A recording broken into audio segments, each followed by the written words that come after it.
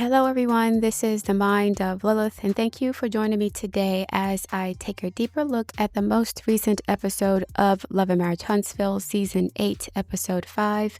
I will not be doing a full episode recap as there are plenty of other content creators who do an excellent job of reviewing the show. Instead, I'm going to focus on specific segments of the episode that I believe could be used as teachable moments for myself and the audience. So the episode begins with Destiny and Moses continuing their conversation about the nature of their breakup and their relationship in general. Destiny says that she was paying her own money to go visit Moses in a different city every other weekend, and she got turned off when Moses did not financially support her and her child law. Now, to be fair, it is not Moses' responsibility to take care of Destiny financially. They're not married, and Law is not his child. But speaking from experience, if I was dating a man and having sex with a guy and taking time to see him, and he sees that I'm struggling in some way, either financially or emotionally or mentally, and he does nothing to help, even if he's not obligated to, that is like a turnoff. Instead of spending time, money, and energy on visiting your ass, I could be focusing on making more money and taking care of myself and my child, or taking care of my mental health. In my mind, no woman should be taking an L when dating a man. What is he there for if that's going to happen? And it sounds like Destiny was paying her own airfare, which I imagine can't be cheap. Now, on the other hand, Destiny needs to learn how to be more self-sufficient and stop expecting other people to bail her out of her own financial problems. And this is one of the reasons why Moses may have saw her as having too much baggage. She just got divorced, she has a brand new baby, and all these financial issues. To be honest, the last thing Destiny should have been concerned about was a man. She should have gone the Melody route of focusing on her financial stability and her child, and not trying to play house with an immature man who did not have the desire nor the resources to give her the support that she needed. Not that that was his job. Again, she was not his wife, she was barely his girlfriend. But as a woman, it is a turnoff to give your body to a man who doesn't care enough about you to want to help you, especially if they're supposed to be your friend. When Destiny needed help, Melody gave her thousands of dollars, no strings attached, and Melody wasn't having sex with Destiny. So to have sex with a man who's supposed to be your friend, and then he's okay with watching you struggle, that's shameful. Destiny is too old to be playing these types of games.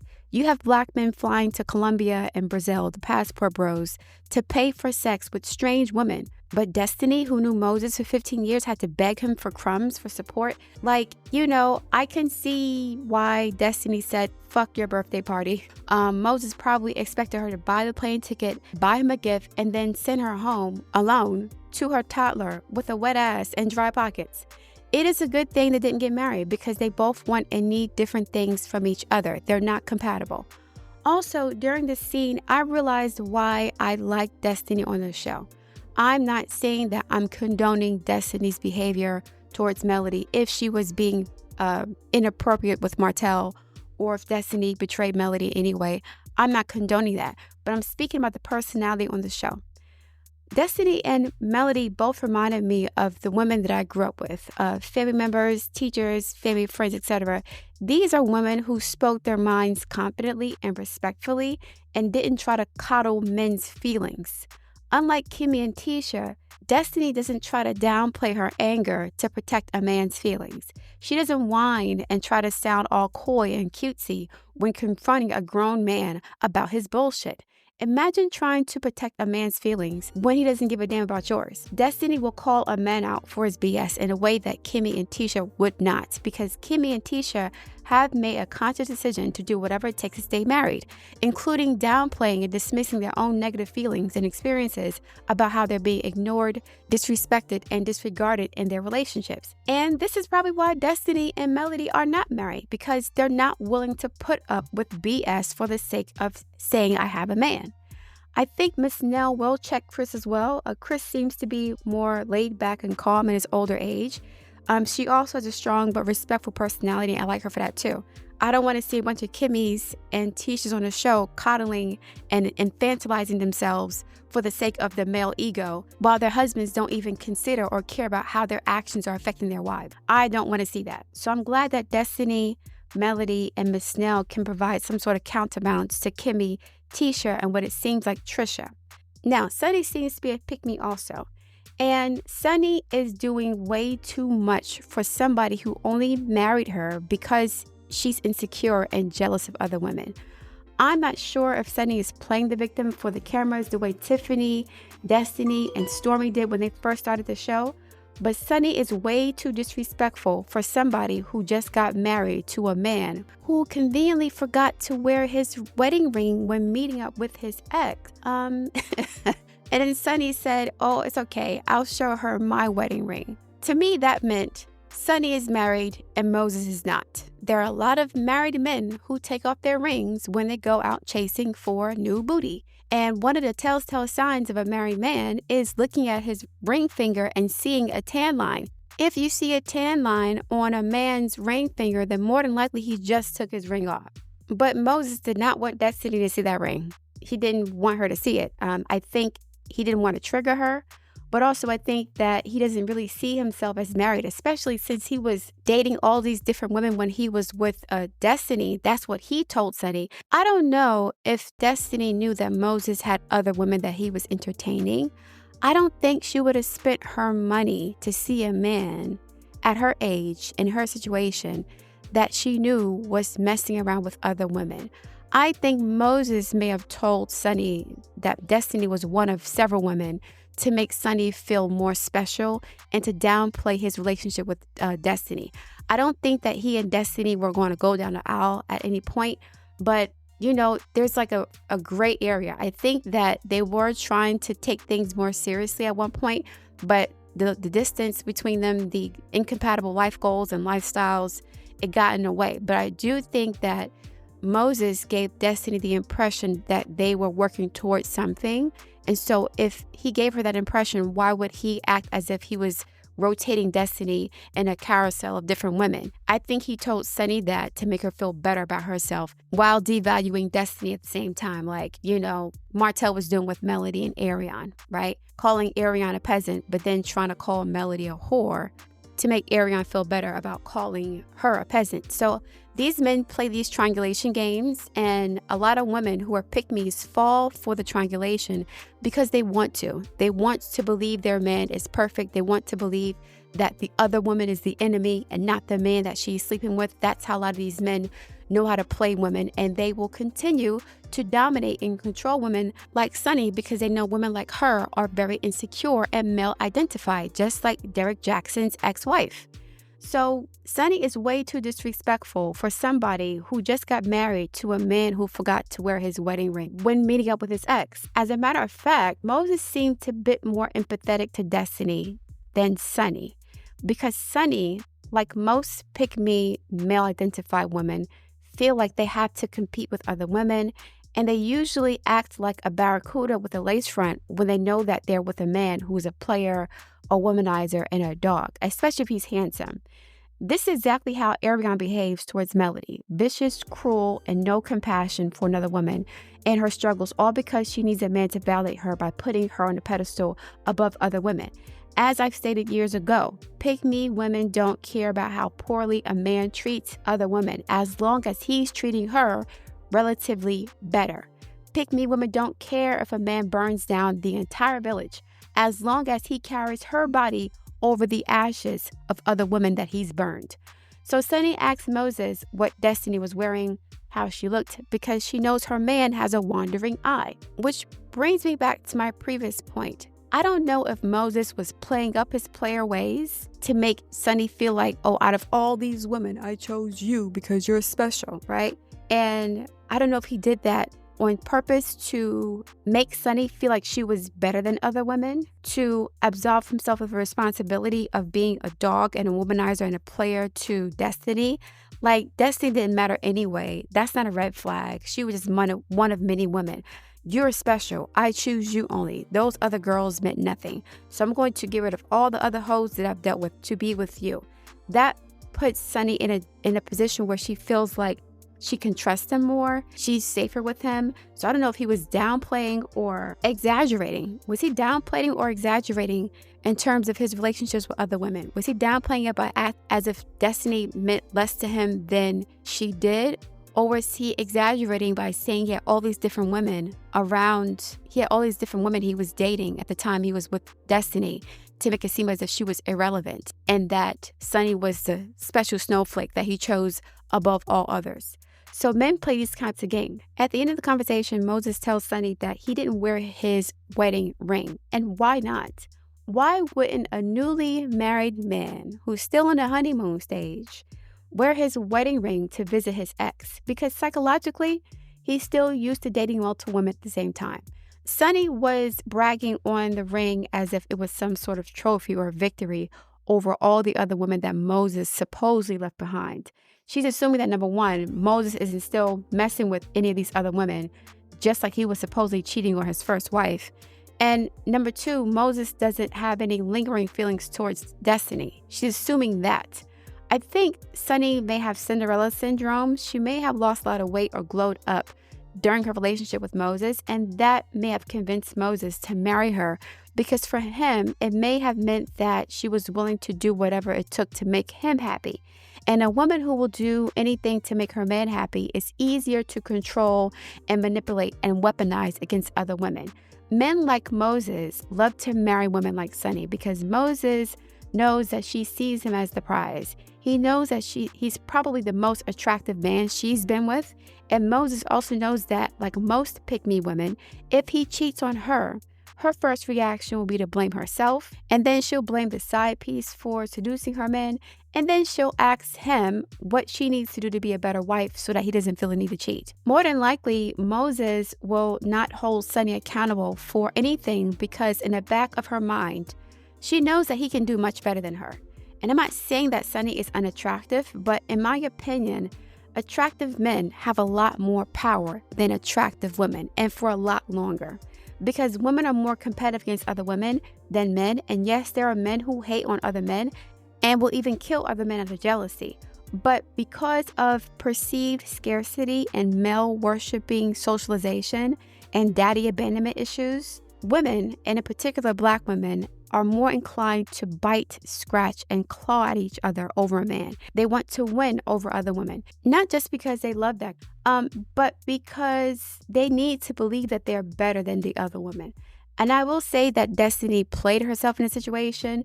She was not financially or emotionally ready for any sort of relationship after her divorce. She needed time to get her life together before she entertained anybody.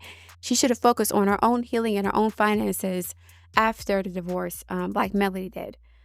So speaking of Melody meets up with a group of her ride or die friends, and they talk about how picky Melody has been in terms of dating. Before she even said it, I knew Melody was still healing and needed more time because she's still suffering from PTSD. My OG subscribers remember that when I first started my channel a couple years ago, I stated that Melody's PTSD was one of the reasons why she treated Martell the way that she did.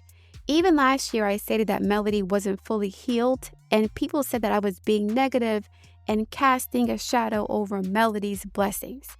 Anybody with empathy can see that a woman who suffered from the type of abuse that Melody endured during and after her marriage will need more than a year or 2 or 3 to heal. Even with therapy, Melody is scared to death of meeting another Martell. It is horrifying to find out that you have 4 babies with someone who secretly hates you behind your back, somebody who never really loved you in the first place, somebody who talks shit about you with another female, who hates you, somebody who spent your money on another woman for years, had raw, unprotected sex with this woman, getting her pregnant several times. Like, Melody has gone through almost every single level of narcissistic abuse possible. And she's had to endure all this while taking care of 4 young children and trying to rebuild her life after the pandemic, during which she lost absolutely everything. Her 2 businesses, the 2 homes they had, the marriage, everything was destroyed in one fell swoop. So Melody has been traumatized and wounded at a very deep emotional, psychological, and even spiritual level. Y'all have to remember that Melody lost everything that she worked hard for in a matter of a few weeks. her businesses, her marriage, her home, her family dynamic. And at the same time, her husband was having a side baby while all this was happening. Of course, she has PTSD, and it's going to take her a long time to trust anyone again because Martell honestly stole her innocence. Unfortunately, Melody does not feel safe. She doesn't feel safe around Martell, and she doesn't feel safe around any new man. She doesn't feel safe at all because she's not at peace. And she still has to look over her shoulder for Martell's shenanigans. And that's how narcissists maintain control over their victims, by keeping them in a state of constant fear and anxiety. Melody went through just about every negative emotion in her marriage: shame, anger, fear, rage, frustration, grief, helplessness, depression, anxiety. All of those experiences leave an energetic imprint on the soul and the mind that can sometimes take lifetimes to heal. So I'm not surprised that Melody is still healing. She needs to be given grace to heal. We cannot confuse Melody the brand with Melody the woman. The brand of Melody is about positivity, upliftment, enlightenment, happiness, support for women, beauty, etc. But Melody, the human being, is still struggling with real human emotions. And that's not me casting darkness and shadows and negativity on her, like some people accused me of last year. But when you really care about someone's well-being, you are attuned to their suffering and their healing, even if they don't tell you. And despite what some people may think, I really care about Melody's well-being as a person. I want Melody to experience the peace that comes with feeling safe, protected, and loved unconditionally. More than the money, more than the fame, more than the social media clout. I want her to have peace. Melody's at peace with the divorce. She doesn't want Martell back at all. But she still has to peel back layers of compounded abuse, which at the core may be covering up abandonment issues from her father. We all saw in season 2 when Melody talked about her father refusing to speak with her as a child, and she got emotional when she touched on that memory of that feeling. She has to unpack all that on top of relentless abuse from an insane man who does not respect her boundaries. Like, for real, my deepest sympathies go out to Melody because she's still hurting and afraid. And fear can eventually suck the joy out of your life. Even if the money's looking good, the kids are healthy, she's healthy and beautiful and still young, that fear will have you paranoid, anxious, and closed off. And that's exactly how Martell the narcissist wants her to feel. He wants her to suffer because he's suffering. Narcissists are excellent at energy transference, at emotional transference. Before you meet the narcissist, you're happy, doing your own thing, living your own life. And by the time you leave the relationship with the narcissist, if you do leave the relationship, because a lot of times narc victims like Corey Bierman can't leave. They don't know how to leave. They're codependent at that point. You end up in the same state of confusion, unhappiness, anxiety, fear, insecurity, and codependent attachment as the narcissist. That's like black magic to me. It is black magic to transfer all your negative bullshit onto somebody energetically. Martell is still low-key angry that he didn't get to destroy Melody. He did not get to destroy Melody. Melody walked away from him. Narcissists prefer to walk away from their victims when they're at their lowest, right? When you're broke, sick, destitute, depressed, helpless, not functioning, that's when they'll leave you. Melody was still thriving and resilient and strong and determined when she left Martell. The mission wasn't completed yet. Essentially, Martell wanted to turn Melody into Arion, and then he would have left her. If Martell had broken down Melody's self-esteem to the point where she was like Arion, then he would have left her and said, "You're not the person that I married. You've changed. You used to be confident, used to be vibrant, used to be, sure of yourself. And now you're just a shell of who you are. I want you to be the woman that I married." Even though he was the one who destroyed her, he will use his destruction of her as a way to justify leaving her. And then when she rebuilds herself back up alone, he'll try to come back and reap the benefits of the hard work she put into healing herself from his abuse. And then he'll come back and try to take more from her without pouring anything back in. Melody knows that Martell is trying to destroy her, or he tried to destroy her because he felt like her divorcing him destroyed his life. So since you destroyed my life, I'm going to destroy yours now, right? I want you to feel the way I feel, even though it was his fault. He doesn't want to take responsibility for anything that he's done. And he only apologizes to get something from Melody, to convince Melody to reconcile with him. And when that didn't work, his true colors came out. So yeah, Melody is traumatized. She's traumatized because this is somebody she really loved. She didn't divorce Martell because she hated him. She divorced Martell because she had to in order to survive. She knew that Martell would eventually kill her spirit and her soul if she stayed married to him. And that's a heartbreaking decision to leave somebody you really love. I'm not saying that Melody is still in love with Martell. I'm saying that Melody is still aggrieved at the fact that she had to walk away from something that she valued so much. It's very complicated and gnarly, the situation. So yeah, I'm going to be honest. I think that Melody is still in survival mode, which is extending the healing process. Her friend asked if there were other people preventing her from healing. And the answer is yes. I don't think Melody really had the time to process everything that she's going through. I think she's keeping herself really busy with the property management classes, the skincare line, modeling, traveling. I think she started a TV network. I really think that she's intentionally staying really busy to avoid dealing with the deep-seated anger and grief that she has been dealing with. And the grief isn't just about the loss of her marriage. It's about her losing her innocence and faith and in relationships in general. I mean, it's quite obvious. When people make any excuse to not date, they're not ready to do so. And I really like the fact that her friends respected the fact that she has to heal from what she's going through and she needs more time. I honestly thought that she and Hill Harper had something going on. I'm not putting no rumors out there. I thought they were dating at some point, but it turns out that wasn't the case. I think Hill would have been a healing relationship for her because he's older, more mature, more classier, more sophisticated. Doesn't mean he's a perfect guy, but I don't think Melody was ready yet. I think that even if the perfect man showed up tomorrow to Melody's doorstep, she would not be ready because she's still dealing with the fear and anxiety and the anger and the trauma of what Martell put her through, which is where Martell wants her to be. All right, finally, I'm going to touch on Martell and Trisha really, really quickly. Trisha is giving me immature clown energy. She was blushing way too much for me while she was talking with Martell and Stormy at that spot. She's giving low-key messy and sneaky, especially since it seems like she's stringing Ken along and maybe using him as a placeholder because she's not ready to get a divorce yet or she doesn't really want to get a divorce for whatever reason. Martell at one point in the conversation with Trisha and Stormy said that he met Trisha 3 years ago, something like that. I said 3 years ago. Weren't you kind of sort of still married then? I don't know.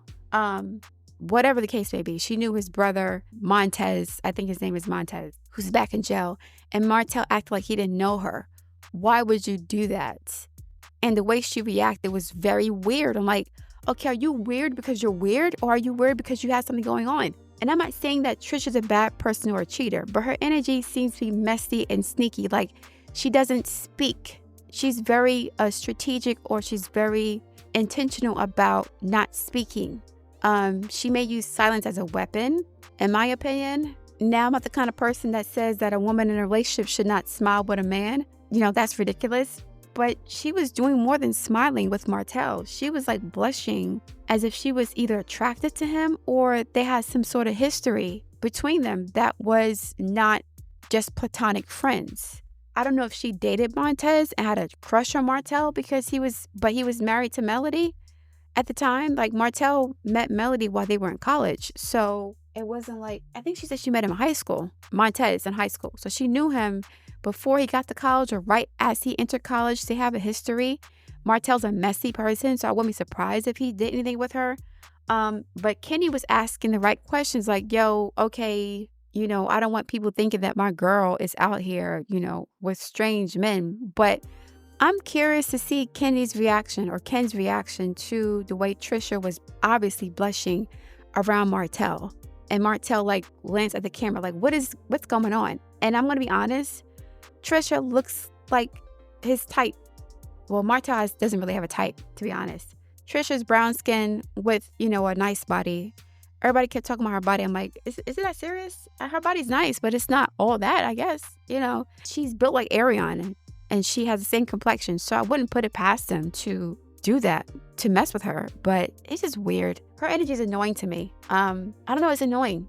I'm not saying she's a bad person and I don't want her to be attacked, but just her scenes are annoying to me. It's like she's very cryptic, and I'm not into cryptic language. Like, either say what it is or don't. What's the secret? What are you acting weird for? I would have been irritated more than Stormy. I'm sorry. Anyway. All right, guys, I'm going to leave it there. I look forward to reading your feedback. Please like, share, and subscribe, and I'll speak to you soon.